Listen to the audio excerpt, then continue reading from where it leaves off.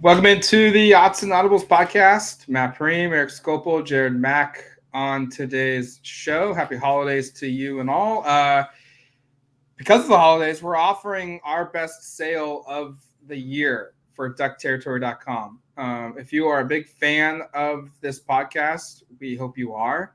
The best way to support us and to continue that we do these shows on a regular basis and for free is to support us on duckterritory.com.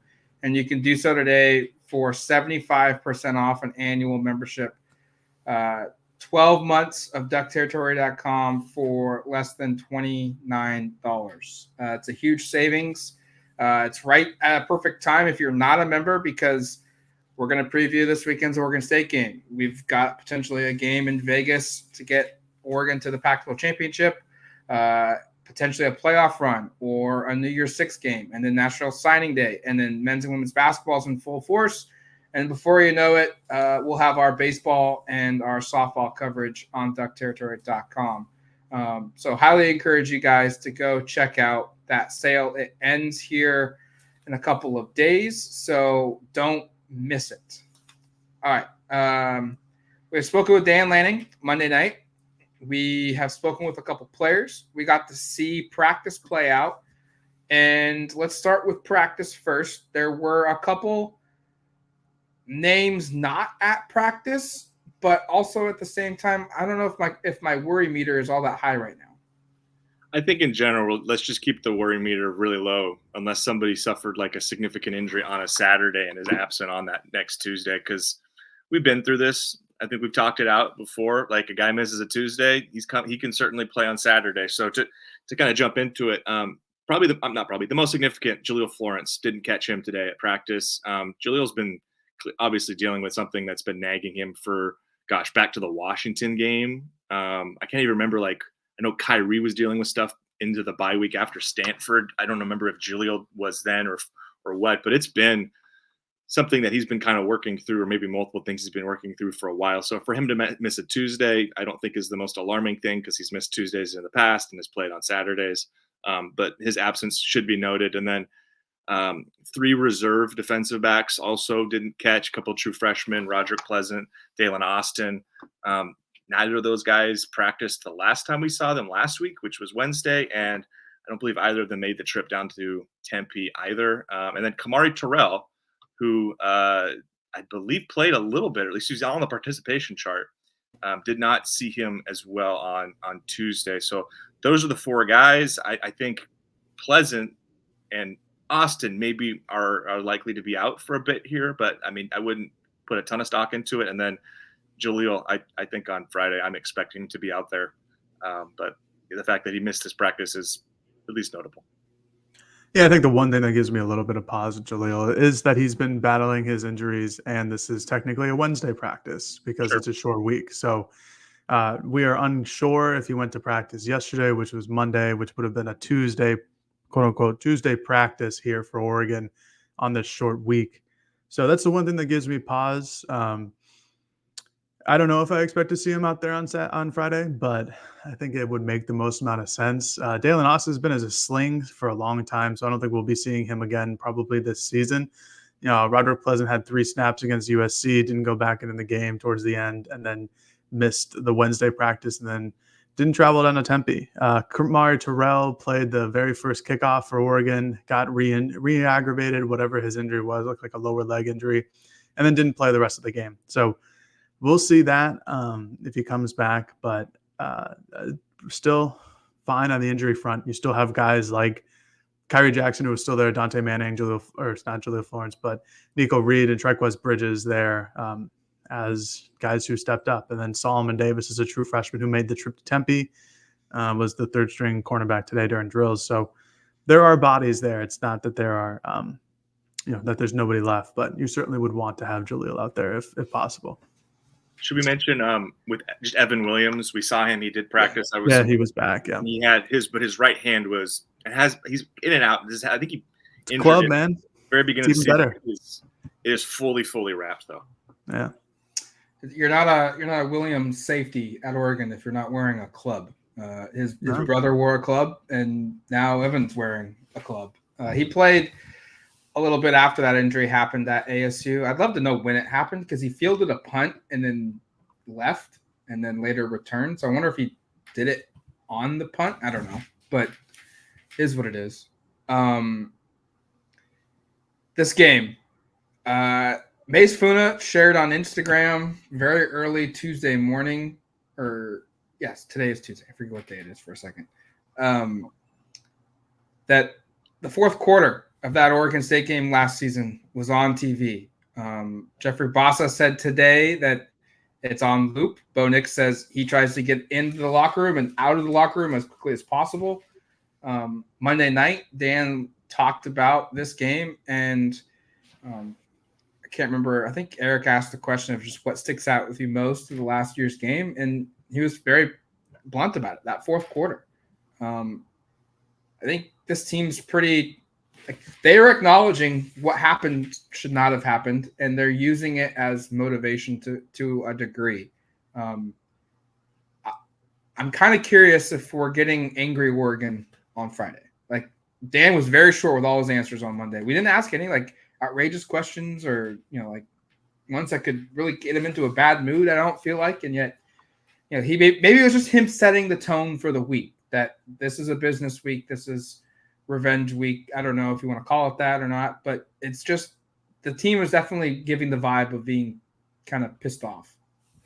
I would say Dan was matter of fact. He was a little bit more concise maybe than sometimes on a Monday. At times on Mondays, he's gotten a little bit more verbose, maybe kind of gone into things a little more detail, but he was pretty to the point and pretty buttoned up. And to your point, Matt, I think it's probably one of the more notable things this week is the fact that, in their locker room, it sounds like that fourth quarter is running nonstop. I think Brennan Dorless joked that we've tried to change a channel. We can't. And as you said, Bo Nix said, I try to get in and out of there as quick as possible. So, I think it was, correct if I'm remembering this wrong, but I think it was after USC lost to Washington. They asked some of the players if they'd been reviewing the game film, and they said that they didn't. And Oregon is taking very much the inverse approach here with subjecting the team to nonstop, remembering what took place last year in Corvallis. And not that anybody listening to this podcast needs to be familiarized, but it was ugly.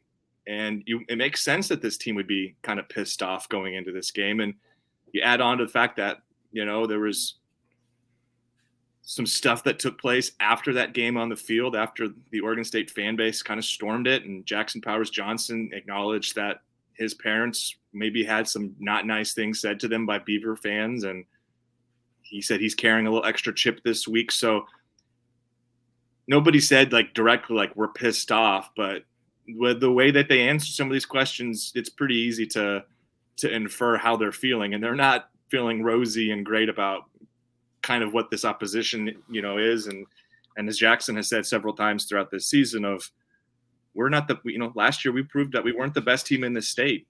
And I think he was the one who also said it's kind of cool that we play a Friday state championship game this week. It's kind of takes you back to your high school roots where it's a Friday, it's a state championship game. That's kind of how they're approaching it, while also feeling, some grudges based upon what took place on the field last year, and for maybe some of them based upon some stuff that took place after that game too. Are they mad? I sure hope so. I mean, they got their asses handed to them last year in the fourth quarter. I mean, those 19 straight runs, they couldn't stop a nosebleed, and then they went down in the end zone, and the red zone still couldn't convert, had a block punt. I mean, it was a catastrophic collapse, a 21-point blown lead in the second half after dominating the first half. So are we getting angry Oregon this week? Yeah, I would sure hope so. If I were anybody in that locker room who played on the team last year against that Oregon State program, I wouldn't stop thinking about it either. And I don't necessarily know that I would need the game to be running in the background, but you want to know what that would make me? Mad, because that game probably still makes me mad if you think about it. I'm sure for Oregon fans out there, it still makes you mad if you think about it. But don't think about it right now. We're just having fun here. But yeah, no, it makes a lot of sense. I agree with you, Eric, that Dan was short and he was tight-lipped and was succinct in everything he said, but he was mad. There were a couple of questions to maybe try to get Dan to joke around and haha, like have some fun. And he only answered one about DJ and Mateo, only to just show some love for the Uyangalele family, which we all should. But he was mad. I Even think then it's he as was simple mad. as that. Yeah, no, like we've had Hit Dan him. after losses, we've had Dan after big wins, we've had him everything in between, and I think he was just mad on Monday. And I think that's just the overall direction that the program is headed to this weekend or on Friday.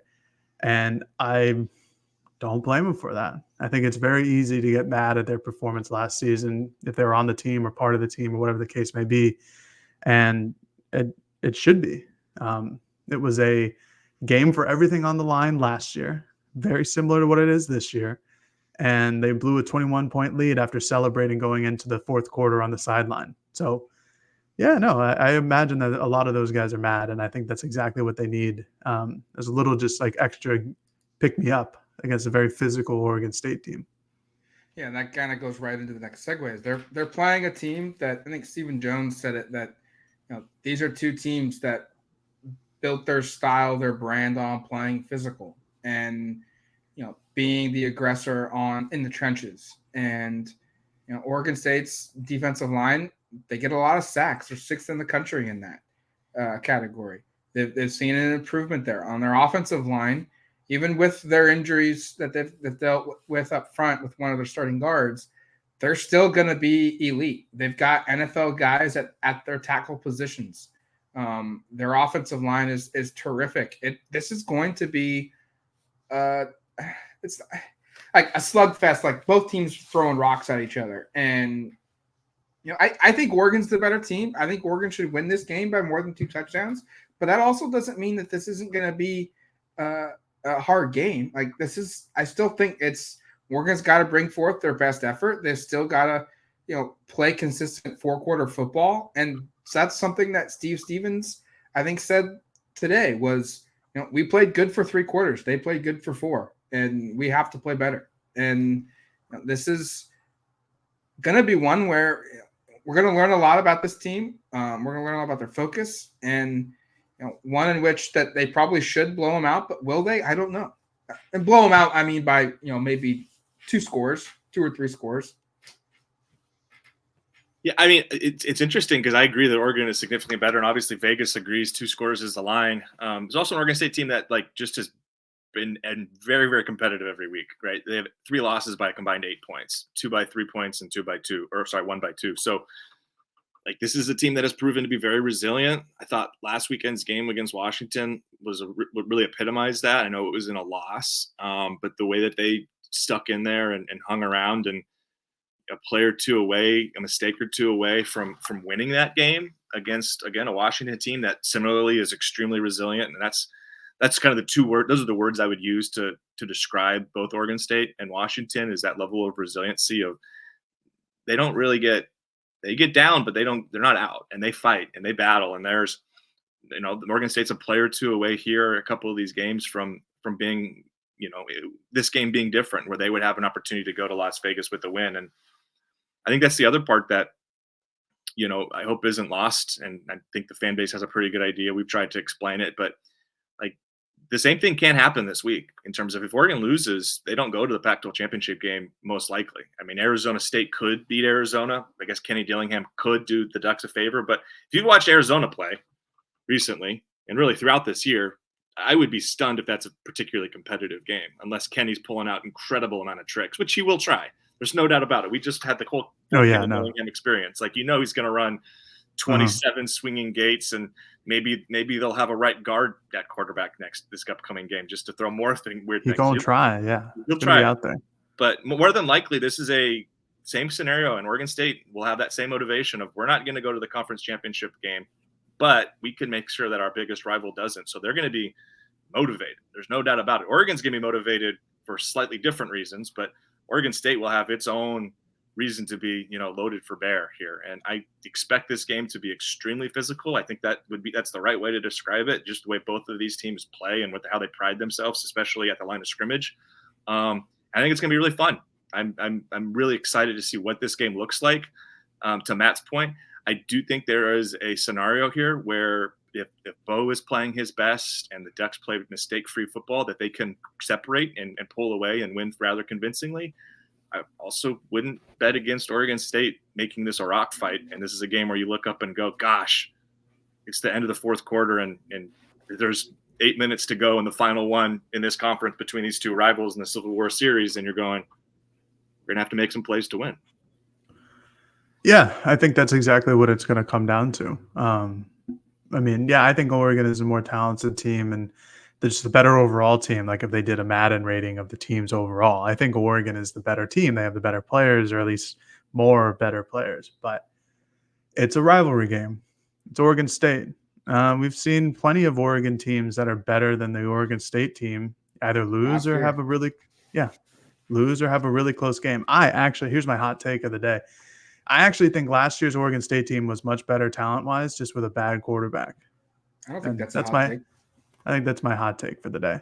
If they had DJU, good night, nurse. That'd be a great team. But they didn't. They still beat Oregon last year, like Matt's point. But we've seen it even in other years as well, where it's regardless of the talent level on both squads, it's a closely contested game. And that's kind of what I'm thinking. We'll get into our predictions later in the week, but that's kind of how I feel about what's happening. But Eric did a great job of outlining what's at stake for Oregon State. And I think that's pretty easy to overlook sometimes because they're not competing for a conference championship game. They're not competing for a college football playoff situation. And that's largely what all college football is. It's not, hey, we get to have a 9-win season and our program isn't as storied as other teams and a 9-win season is really good for us. It's like, no, all we care about is the college football playoffs and the Pac-12 championship game or the conference championship game. But that's going to be a very hard-nosed and determined team that comes out on the field on Friday in Oregon State. They have a lot to play for. May not seem like it from a very broad, maybe like 100,000-foot perspective, but from a 1-foot perspective, they have a lot to play for. And Oregon, from a 1-foot and 100,000-foot perspective, has a lot to play for. And we talked about it, the trip to the title game, a rematch with Washington. A victory there probably puts you into the college football playoffs, most likely puts you in the college football playoffs. We probably sound like we did last year, except for the college football playoff part, because that was more of a not likely situation to happen with 2 losses, although one was to Georgia. However, the Pac-12 championship game is still on the line, and that's going to be big because you're likely going to play an undefeated Washington in that matchup.